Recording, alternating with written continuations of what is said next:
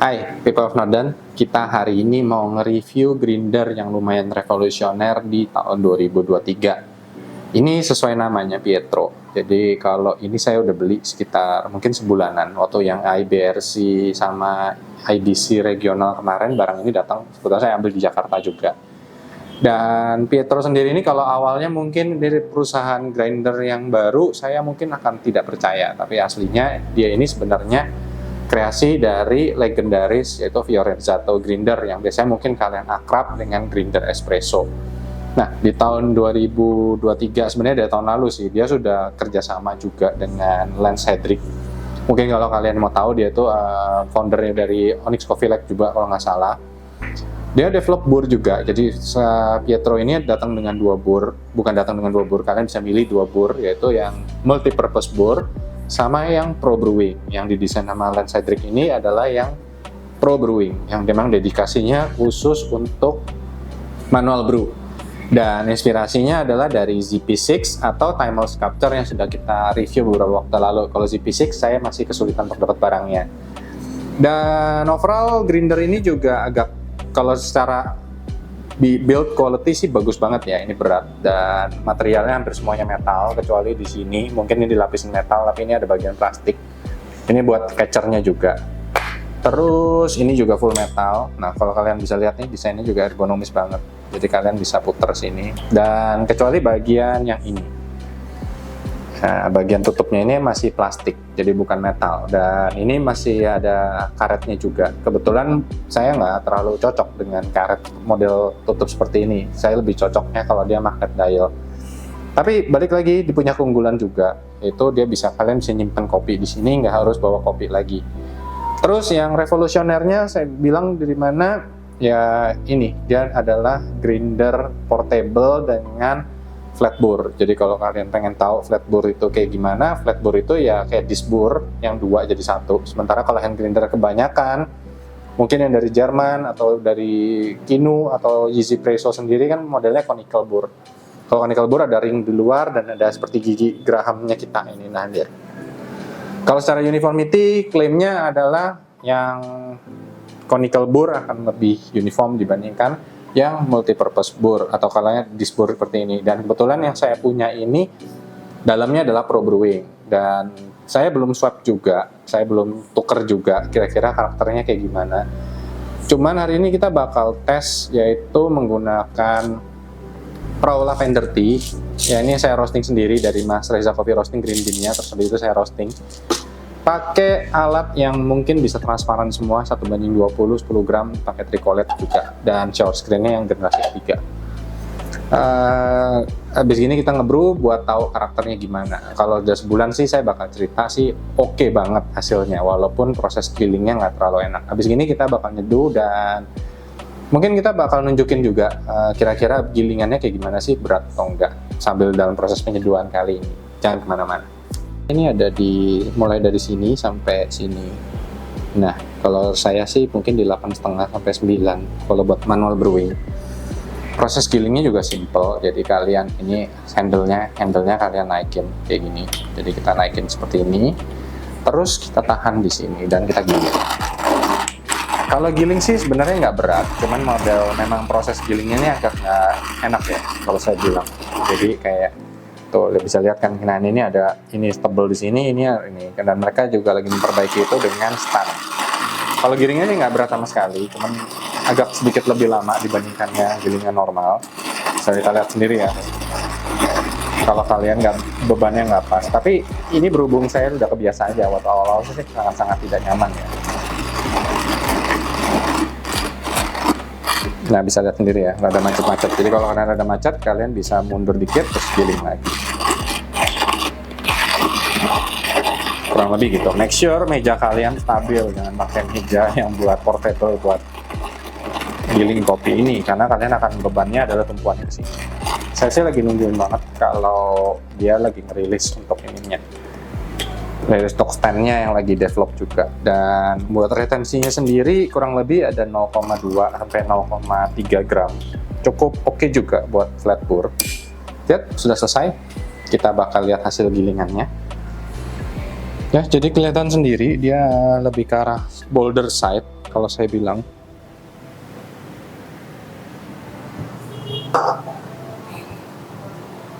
Oke, kali ini retensinya tidak ada, jadi keluarnya juga sama, jadi kita bakal nyeduh juga. Jadi blooming pertama kita pakai 50 ml.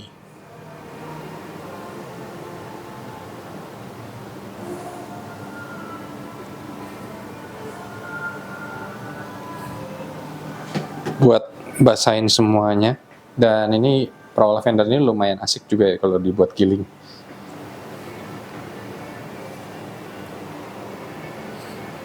Lumayan kerasa juga. Kita tunggu selama 40 detik.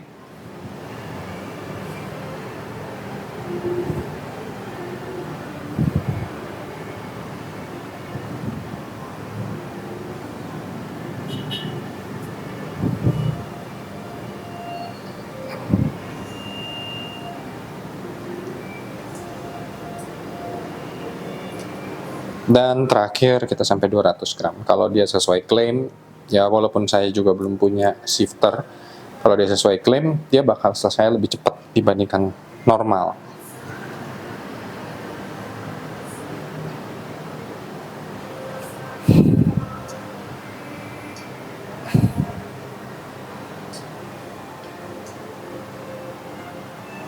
Udah 120, sekarang kita pouring terakhir di 200.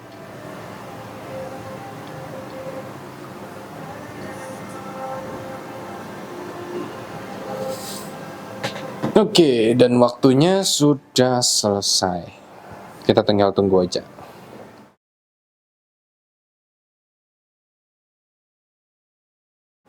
Oke, jadi ini udah selesai, dan kalau kita lihat sendiri memang sepertinya sih tidak ada perubahan waktu antara ini dengan grinder yang biasa kita pakai. Tapi bisa kita lihat sendiri ya, dia lebih banyak bagian part yang granulnya di atas, tidak banyak fines memang. Kalau biasanya kalau di tricolet dia banyakkan granulnya. Jadi buat kopi ini bisa kita lihat, wow, aromanya sih asik juga ya, jadi kayak bunga-bungaan gitu. Yang pasti sih kayak aromanya tuh pecah gitu, beda sama flat bur kebanyakan juga. Walaupun sama flat bur yang mesin juga, kita juga nemuin ini aromanya kayak lebih sweet, terus kayak lebih layering, terus kita bisa kebayang mungkin kayak floral lavender, terus kayak chamomile itu keluar juga dengan bunga-bungaan. Nah, habis ini kita coba rasanya gimana ya.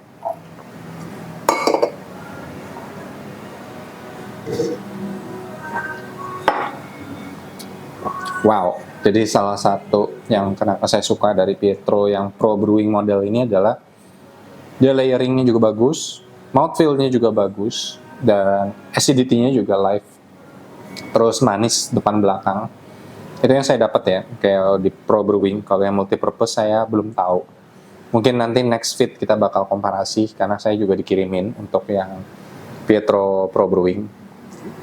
Tapi untuk hasil seduhan sih ini super banget. Kalau kalian nanyain apa perbedaannya sih, misalkan grinder superior misalnya seperti Comandante atau Kinu, saya berani bilang ini di luar keduanya. Jadi kayak ini sesuatu yang flavor yang baru lagi dan lebih layering juga. Terus hasil seduhan menurut quality bagus yang mana, itu tergantung selera. Tapi kalau kita scoring secara score sheet ABC yang terbaru, mungkin di Pietro akan sedikit lebih unggul. Dan ini kebetulan grinder ini selama sebulan ini juga sempat dipakai di lomba lokal. Dan kebetulan nganterin yang pakai juara 1. Mungkin kalian juga udah pernah tahu juga siapa ya, saya nggak usah cerita lebih lanjut lagi. Terus kalau dari hasil seduhannya sih ini asik banget ya. Jadi kayak kita bisa dapat depan belakang tuh rapi banget. Kayak kalian tuh ngeliat manual brew-nya tuh dari lapisan kaca, dan manisnya itu even regular people aja waktu saya pakai buat bazar itu bisa ngerasain ada acidity, terus ada manis gitu, dia bisa ngerasain. Berarti kan ini clarity-nya lumayan bagus banget ya.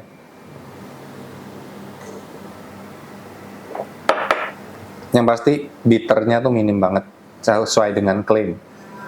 Sekarang kita bakal masuk ke segmen kurang lebih keunggulannya Pietro ini apa sih? Yang pasti ya hasil seduhannya sendiri. Itu wow banget. Terus yang kedua, menurut saya ini juga desainnya sudah dipikirin secara baik-baik ya. Kalau kita tahu sendiri, mungkin kalau kalian punya IK43 atau Mazer ZM, kalian tahu sendiri alignment disc bur ini jauh lebih susah daripada alignment conical bur, karena itu dua bur yang terpisah dan harus disatukan. Jadi kalau kalian ada miring sedikit, itu sudah pasti grind size-mu pasti akan tidak konsisten. Dan tapi Pietro bisa menghadirkan, nah istilah kata gampang banget ya, mungkin udah dipikirin juga karena nggak semua orang mungkin akan segigit untuk alignment. Caranya itu gampang banget, kalian cukup tekan di sini. Kalian cukup tekan di sini. Nah, dia kalau udah masuk, kita geser setelah 45 derajat. Di situ kita bisa narik. Nah, dia udah kebuka. Dan ini juga udah langsung alignment karena bagian yang mendorong di sini untuk atur grind size di sini. Ini kurang lebih kalau nggak salah 15 micron per klik kalau nggak salah. Tapi kalian juga bisa staples juga. Jadi di antara sini angka klik-klikannya ini kalian bisa itu. Dan Lance Hendrik juga udah bilang kalian bisa juga. Kalau mau kliknya dicabut bisa juga, cuman kalau saya sih nurutin pabrik aja deh gitu. Ya, ini cara bersihnya cuma gini aja. Jadi ini tinggal kita bersihin setiap kali brewing atau 2-3 kali brewing. Dan alignmentnya itu gampang banget, jadi kalian tinggal pasang balik lagi kayak gini. Nah, terus kita dorong, kalau udah selesai, lepas. Udah, dia udah balik lagi. Nggak harus kita alignment bur lagi kayak dulu kita mungkin IK, dan ini udah alignment. Saya udah tes juga bolak-balik, hasilnya lumayan konsisten juga. Dan asik banget, dan kayaknya sih kalau ganti bur juga nggak terlalu susah, yaitu di sini kita bisa ganti burnya gampang banget karena bur setupnya juga ini. Yang pasti sih grinder ini sudah dipikirkan secara baik-baik dan matang ya. Dan Pietro juga masih fast responsive banget kalau hasilnya. Kalau ada keluhan dari customer, karena waktu itu ini saya punya yang masih early batch production. Dia ini waktu itu di sininya kurang, dan ini akhirnya dia ngirimin juga, dia ngirimin pengganti handle-nya. Waktu itu dia masih berantakan di sini. Dan kalau mau lihat, desainnya juga ringkes banget. Jadi kayak tahun 2017, so saya ngebayang kalau gimana apa ya kalau ada IK tapi bisa portable dan hand grinder. Di masa itu mungkin ada HK1 atau apa, tapi harganya itu mahal banget. Kalian bisa beli IK juga waktu itu kalau nggak salah. Tapi di tahun 2023 akhirnya visinya saya tuh kewujud juga di grinder Pietro ini, makanya saya langsung beli. Apalagi setelah perusahaannya juga lumayan bonafit ya yang produksi. Dan akhirnya wujudnya seperti ini. Jadi kalau kita juga ngerasain kalau di flatbur dengan tenaga manusia mungkin kan agak lebih slow lagi, itu menghasilkan sesuatu yang lebih sweet. Sekarang kita masuk ke part jeleknya, yaitu kalau kalian udah tahu sendiri ya, di sini ini partnya itu masih plastik, dan ini juga plastik dan karet. Nah, ini yang paling saya nggak suka. Nih, lihat. Jadi kalau kalian harus cungkil-cungkil, nih, kita udah sebulan pakai ini, ada catnya, kalian bisa lihat sendiri ya, udah mulai luntur. Terus proses gilingnya saya nggak bakal bilang enak banget atau nggak enak banget, ya biasa aja kalau kalian udah biasa. Cuman kalau saya bisa pilih, grinder ini mesti ada standnya juga, jadi proses gilingnya bukan sesuatu yang wow dan enak. Mungkin seperti komen lantai itu kan sama Easy Presso kan enak banget, Kinu juga enak, ini nggak, rada aneh jujur pada awalnya. Terus kejelekannya lagi, kalau dari segi harga, buat saya sih kalau 6,5 memang mahal, tapi ya worth it lah, maksudnya dengan produksi yang seperti ini. Terus ya ada retensinya juga sekitar 0,2 sampai 0,3 gram gas lalu. Dan komplain terbesar saya adalah di tutupnya ini. Kalau bisa sih kenapa bawahnya magnet, atasnya nggak magnet juga gitu. Dan ya ini grand range-nya juga agak terbatas ya, jadi kayak cuma di sini doang. Terus Pietro yang Pro Brewing ini bisa nggak sih buat espresso? Sebetulnya bisa, cuman kalau karakter espressonya juga beda. Jadi kalau kalian mungkin sama grinder espresso yang beneran, itu mungkin akan lebih enak, atau mungkin multipurpose akan lebih enak. Ini mirip kayak espresso kalau pakai EK43 yang masih belum break in. Karakternya seperti itu, jadi kayak layering, sweet, tapi begitu di milk kecenderungannya kan lebih weak, kurang lebih gitu. Dan overall grinder ini layak untuk dikoleksi atau enggak? Kalau saya bilang sih iya ya, layak banget. Dan kebetulan memang hasil brew resultnya sih sangat-sangat berbeda dibandingkan grinder-grinder yang lain. Ya iyalah, karena matanya aja berbeda kan, mata burnya. Overall pasti juga berat, ini beratnya 1,5 kilo juga ya, tapi mungkin kalau dibawa-bawa lama-lama juga kebiasaan juga gitu. Kurang lebih gitu aja untuk review Pietro. Nanti kita akan di part 2 akan bandingin, yaitu flat bore dengan conical bore, flat bore dengan multipurpose bore dengan Pro Brewing. Ini bedanya gimana sih karakter seduhannya? Tunggu saya swap dulu ya. Sampai jumpa di feed berikutnya.